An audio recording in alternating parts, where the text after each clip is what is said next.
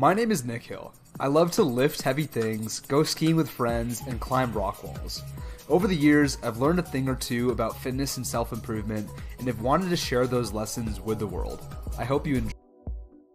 And I think, I have a few notes and a few guiding prompts and everything for us, but I think you're killing it, dude. I think I Thank you. found your YouTube first through Adonis School.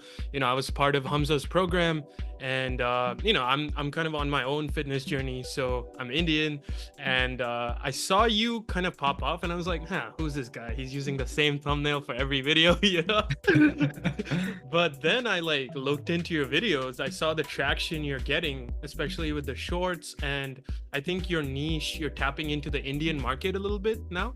And we'll get into this, but I face some of the same challenges you talk about in your videos. Having that little bit of inferiority complex of I'm a brown guy, but I don't feel the same amount of respect. Balancing that Indian identity with that American identity, and also building muscle as an Indian, it seemed a little bit harder, especially with the diet that our parents and our grandparents and everyone teaches us. So that's why I started relating with your content, and that's when I was like, okay, yeah, there's something here. This dude has a message, and he's consistent as fuck. Even I saw your video earlier today with the hat. I don't know if that was recorded today, but I was like, yeah, he's going for it, consistent. And you already have 742 subscribers. Let me share screen so the audience can see your channel real quick. I have it up here. Can you see the screen? Yeah. So just for my audience, I make content on stoicism and self-improvement, but one of my main playlists that I'm working on right now is the Stoic Fitness Protocol. And Nick Hill is a great candidate for both the Stoic Fitness Protocol and also the Stoic Reset Protocol podcast that I'm starting right now. And this is his channel. When did you start this channel, by the way? So I mainly started uploading daily. I want to say in March. Right. I've obviously, you can see looking back, I was experimenting with videos back in 2020, I want to say, or 2021. Right. And I made this 10,000 calorie challenge. Right. Because at this point when I recorded this video, bro, I was running my ass off. So the Nick Hill that you see on YouTube right now, I talk about muscle building. I talk about building an aesthetic physique. But at this point, this kid's lean as fuck. He's 161 pounds. And how tall are you? I've been running 250 miles a month at this point. Right. So I'd lost a fuck ton of weight. I went from 205 pounds to 161 pounds in 3 months or so, or 4 months, something like that. Something crazy fast. Right. And I did that because I was honestly restricting calories too much. Restricting calories on top of running a fuck ton, Some days I was running 10, 12 miles. Right. And that got me to the point where I was watching these videos online. Yeah. Fucking eating challenges or whatever. And my cravings were so bad because I'd probably given myself a eating disorder. Right. That I'm like, okay, well, I'm going to make a 10,000 calorie challenge. And that was the first video that I ever uploaded. And looking at it, I mean, it did pretty well, 600 views for a brand new channel. That's just kind of goes it was kind of a trend or whatever. But yeah, I posted here and there during COVID, but never really got consistent with it. Mm-hmm. And that's just because I didn't have a goal with YouTube. I just liked making videos. It's my personality. I'm very extroverted. I like talking. And I just wanted to share a bit of my personality. It's funny, my mom always said, you should be posting consistently, you will pop off. But I never followed through. But now I've really been on this train of, I don't know, you can find when I started posting about building muscle, but it's maybe 2 months ago or something. I've always had that niche, but consistently every single day building muscle started maybe 2 months ago. And I noticed this thumbnail, I noticed you had a popular video with this thumbnail style as well. The one I have on right now. I think these were starting to pop off. And that's when you came into my radar, because I was doing the Stoic fitness protocol and I'm an Indian YouTuber, and then I go to another YouTube account, like I go to like one of my other accounts, like my emails, and you got recommended to me based on my videos. And then I noticed, oh shit, wait, this guy's in Adonis school. And then I like hit you up. So so yeah, that's crazy. But you can hear me okay, right? Yeah, 100%. What are your physical stats? What did you start with on your fitness journey, and what are you at right now? Yeah, so my fitness journey's been way all over the place because, I mean, as with any journey, and as with any journey, like where you're really trying to make extreme progress, get to the top, and regardless of where you start from, there's always ups and downs, and that is simply like the way that life works.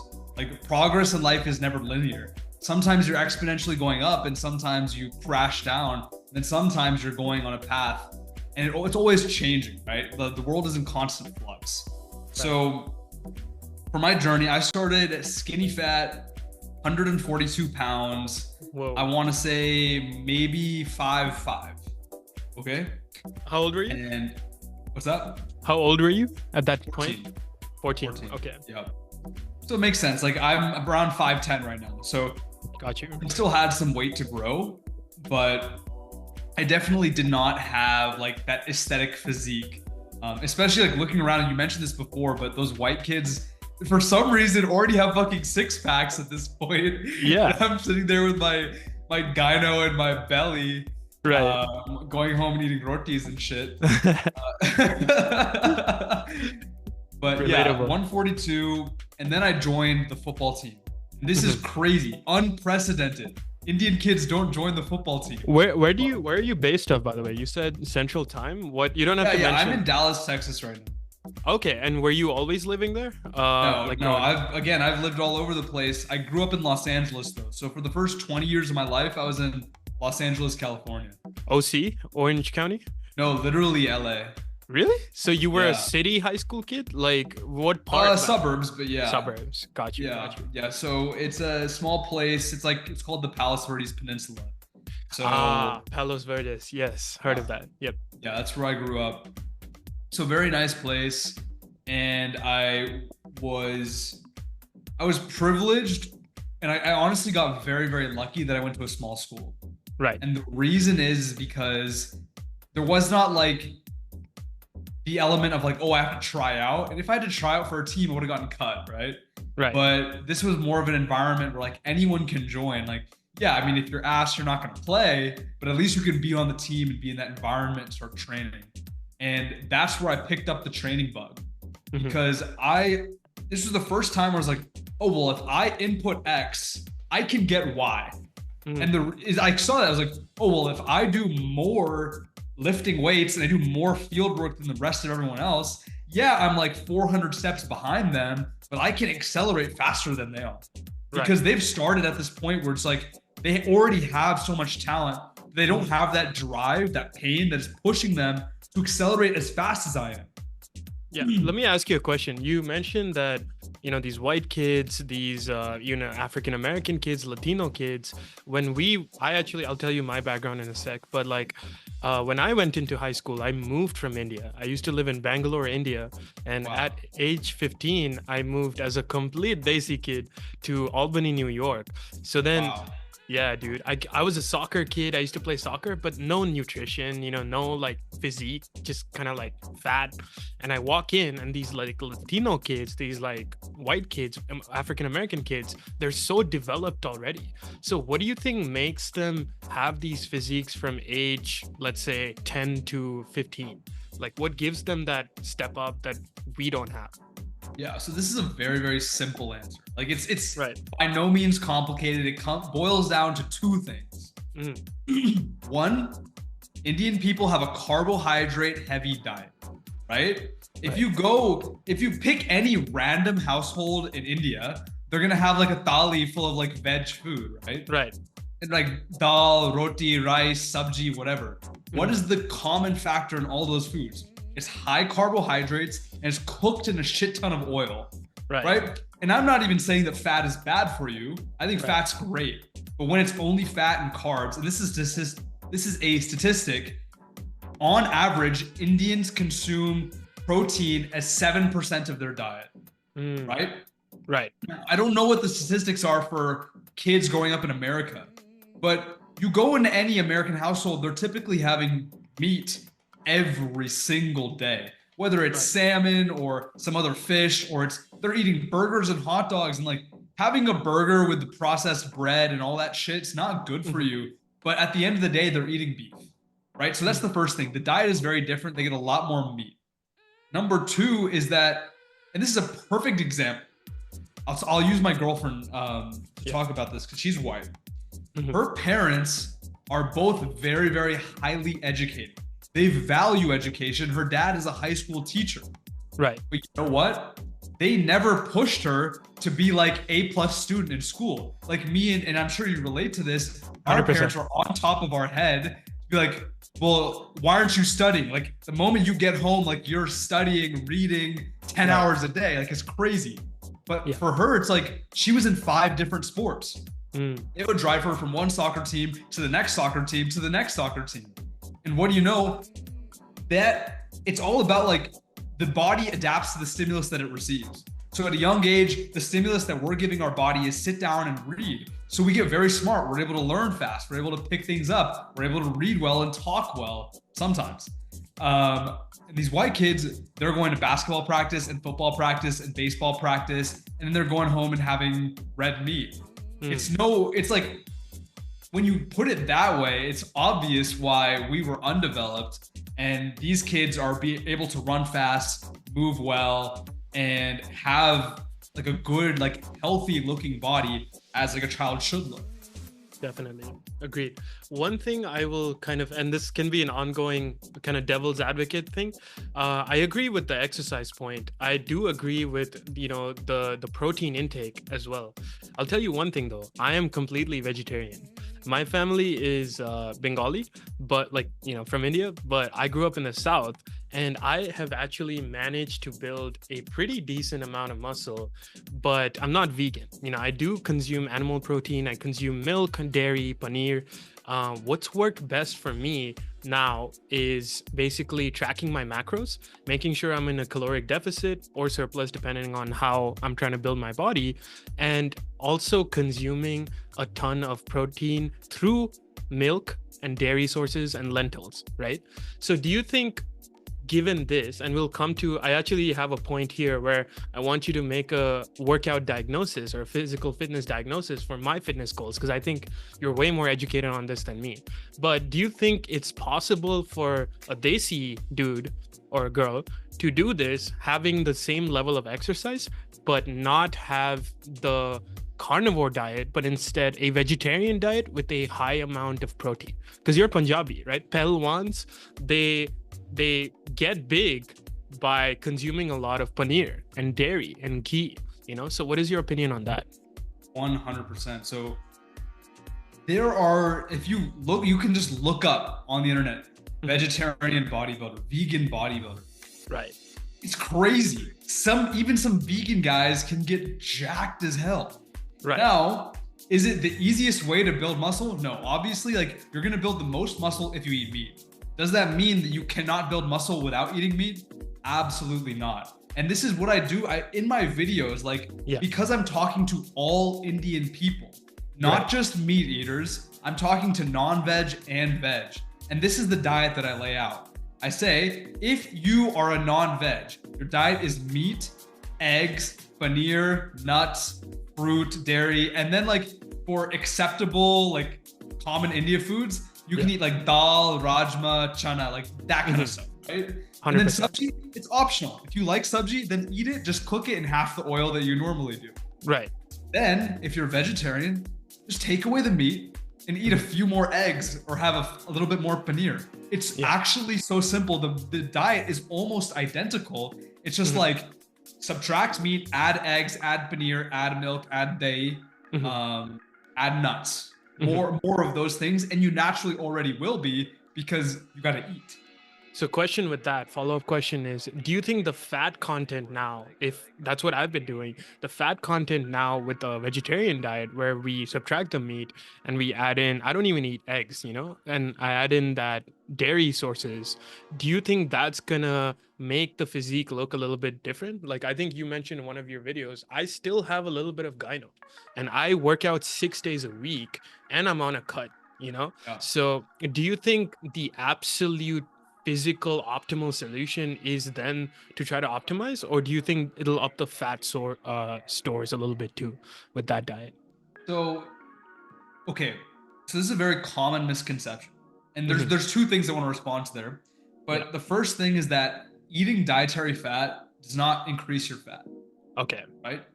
And honestly, like if you know how calories work, Right. so per gram of food, so we're talking about pure weight, Hmm. each gram of fat has 9 calories. Right. Each gram of carbohydrate has 4 calories. Hmm. So, like, right off the bat, most people stop there and they're like, oh my God, fat has more calories. We have to eliminate all the fat. But in reality, if you're smart about it, Hmm. if you know how much fat you're eating, you actually can very intelligently store energy on your body. And recommendation for you, people who are eating vegetarian should experiment with intermittent fasting. That's what This I do, is bro. key. Yes. Yes, 100%. Because if you're on I'm on a carnivore diet, so the complete opposite. Right. Right. I don't need to intermittent fast because my body is always in ketosis. But Right. ketosis is so amazing at turning the muscle building like pathways in your body on that if Yeah. you just fast for 16, 18 hours a day, and then even if you ate the regular fucking Indian diet, which I don't recommend, but even if you did, you're getting so many benefits from just fasting: increased testosterone, increased human growth hormone, increased HGH, increased fat burning. So you're getting so many good things. So no, fat does not create more fat. Okay. The other reason why fat is absolutely critical is because fat contains an ingredient called cholesterol. Now, cholesterol is very important because it is the building block of our steroid hormones. Now, our steroid hormones are testosterone, human growth hormone. If you want to build muscle, you need those hormones. Right. And if you want to make those hormones, you need cholesterol. And cholesterol comes from fat. Now, the common response to that is that, hey, Nikhil, cholesterol causes heart disease. It's been in my family. My mom has diabetes. My dadima has hypertension. Like, I can't fuck with the cholesterol. Right. Now, there's a difference between blood cholesterol and dietary cholesterol. Dietary cholesterol is what we're eating. That's what we want. Now, the blood cholesterol, that comes from a very different reason. And it's because it actually comes from a high sugar diet and high carbohydrate in general, but especially if you're having high sugar. And the reason that is because when we have sugar, our body breaks it down into something called glucose, which is its basic form. Then in order for glucose to go from the bloodstream and go into either our muscles or our liver or fat, those are the three places it can go. In order for that to happen, the body creates something called insulin. And insulin does its job. It moves the glucose to the muscles, to the fat stores. When you're having a high sugar diet, our body will start to produce more insulin than we actually need, and it will develop something called insulin resistance. Because there's constantly insulin in the body starts to become friendly with insulin. It's like, Right. oh, okay, well, you're just kind of hanging out here all the time. We're not going to become as efficient in using you. So then the body doesn't like that though. Right. We need to have lower insulin levels because insulin blocks the production of human growth hormone and IGF-1. Right. Now we know that we need human growth hormone. And if insulin is blocking the production, the body is very smart. It's going to do everything that it can to lower insulin. And its response is the liver secretes something called LDL cholesterol into the bloodstream. Are you seeing the dots connect now? Because we have high insulin, the liver secretes LDL cholesterol because that has a direct effect on lowering insulin. Right. But now the problem is that we have LDL cholesterol in our bloodstream, where LDL is known as bad cholesterol. All that LDL sitting in our blood creates arterial plaque buildup. And that is why India has the highest rates of diabetes, high blood pressure, and heart disease, and it's always on the rise every year. Because of the the high carbohydrate, which leads to high LDL. So if that's why fat's good for you.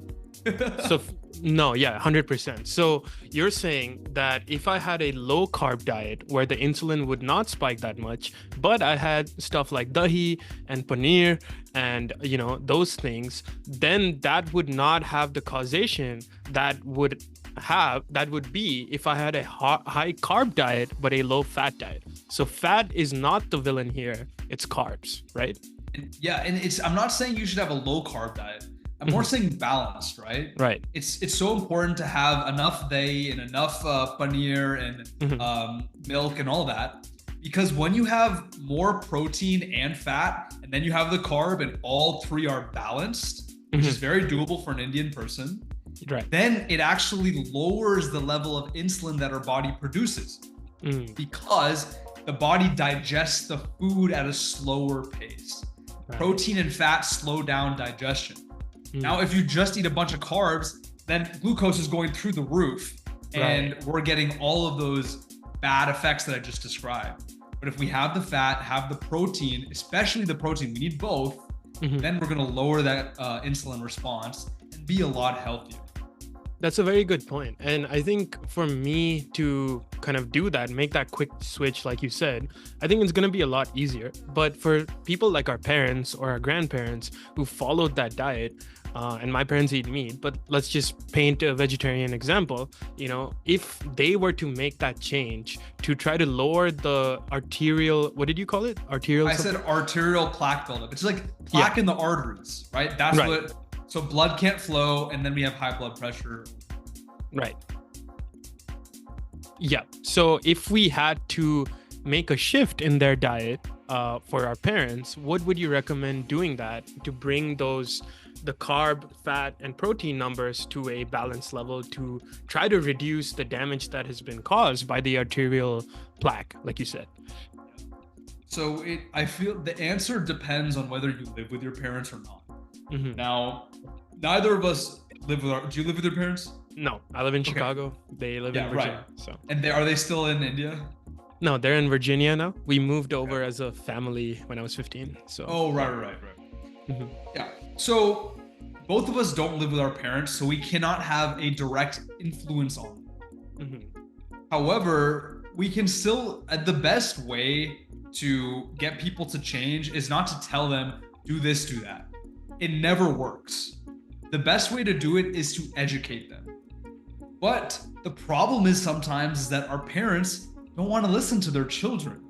They raised us from a young age, and they were always the teacher. Now they don't want to see the roles reversed sometimes. So what an effective technique that I have found is I find the doctors or the influencers that my mom already likes, or I find someone that I think she would like, kind of fits her vibe. And then I send her those videos. I'm like, hey, watch this. Every Indian mom is on WhatsApp. So she'll click the short on WhatsApp and watch it.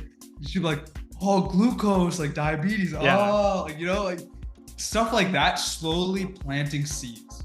Right. Then after a little bit, they're more open to the idea because they've watched a million videos on it that I have been secretly planting for them. Then after that, I'm like, hey, well, I heard this thing. I've been reading a lot about it. It's really interesting. And I don't tell them like, oh, you should do this. I'm just like, this is so interesting. Like, I just want to talk to you about it because I'm passionate. And then our parents, they perk up because they like to hear what we're passionate about, for the most part. So then I tell them the things. I'm like, and I learned this and I learned that. And it's so cool. And it's so exciting. And then then they start to think for themselves, well, what could I do? My mom isn't going to go from her typical, like making Indian food every day to eating carnivore diet. That's not going to happen. But with my influence, she started to eat a little bit more chicken than she did before, right? She's starting to eat she would normally not eat red meat, but now she's eating a little bit of lamb because she grew up like in India, they eat lamb and mutton and goat. So when I visit her, those are the things that I buy. And then they're like, okay, well, these things taste good. That was the biggest shift. My mom was like, oh, it actually tastes pretty good. Like, I'll eat it. And then the other thing is just like, hey mom, like, don't make rotis every day. Like you don't have to have rice with every meal. You don't have to have roti with every. It's the carb limitation. That's what's important there. And, Gotcha. and they like sabji. And I personally not a fan of sabji. I think it tastes good, but I don't like it.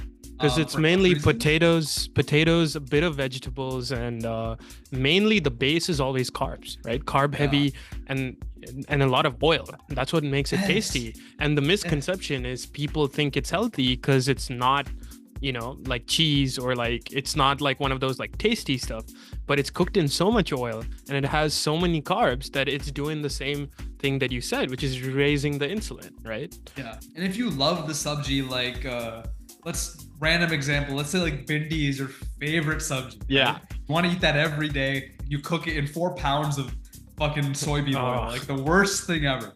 Right. But if you're eliminating the roti that is covered in ghee, and you're having the bindi instead, I think that's a good trade-off because it's a step in the right direction. At least like bindi has like vitamins and like fiber and stuff. Right. Like eating straight bread or rice is not as good as eating an unhealthy vegetable, or even a healthy vegetable, which is even better. Right.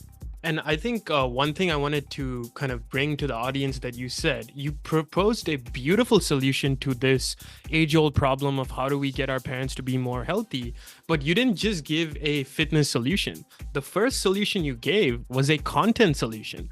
That's how powerful content is in modern day society, where like people, like you said, people like us, we resonate with the Hamzas of the world, or the Tates, or like, you know, fucking Mr. Beast or whatever. But like our parents will resonate. Like I'm dating an Indian girl right now, like from India, like international student. She resonates with Beer Biceps, you know, who is like this. My mom loves that guy. Exactly. So the solution, it's a beautiful solution. It's not just force feeding them shit that'll work for like gym bros, you know, it's giving them the right content as medicine, and then using psychology of like, hey, you'll be proud of your kid, right? Well, your kid is telling you to do this. Then it's like a 3-step process of like the right content, the right psychology, and then the right mindset. And with those 3 things, we can really look after our parents, which is a good thing to do, you know. 100%. That it's honestly incredible, like how telling someone versus just being excited and passionate about something, you have so much more influence. Definitely. You mentioned something a while back that I just want to respond to. Yeah. You had said that like, my eating dialed in.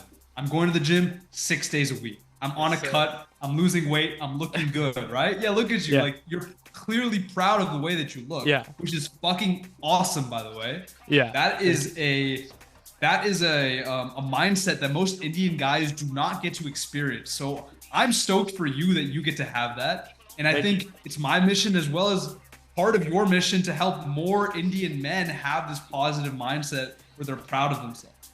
100%. You said, I still have the gyno. And listen, bro, I have it too. And the cold, hard truth is that it never goes away. It's impossible because it's not fat. Like you have chest fat, but then gyno is something different. It is literal.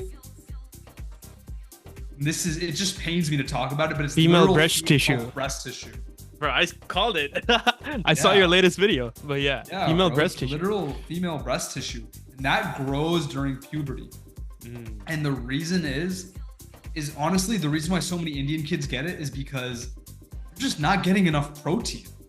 And their body is low testosterone because of it. Right? And when you have low testosterone and high estrogen, and you're developing, the body is going to use what it has.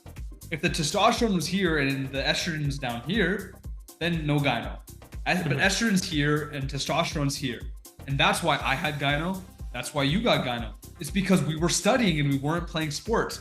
Like 100%. Active movement, running around, being in social environments too. Running around with your friends. You get 2 testosterone benefits. One, you're with your friends, so you feel like you're in a community.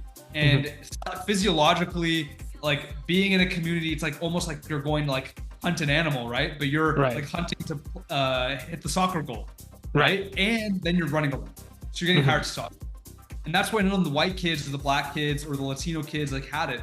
The only kids, like white, black, whatever, who have gyno are the ones who are already fat. And then obviously their bodies are low testosterone because they're just fat as fuck. So that their body makes it. Did you see what I'm saying? My point about the 100%. Yeah, it's a development problem. It's not something, and it's almost a vestige of what we grew up with and the unhealthy habits that we inherited from childhood. So that's a very important, very cool, very logical and true way of looking at gyno. Dude, I got the free version of Zoom, so I'm gonna have to take a quick break and kill this recording, and I'll just restart the Zoom. I should have upgraded. Usually makes you do a 10-minute break. But you know what? I can just pop open a Zoom call because I have the paid version.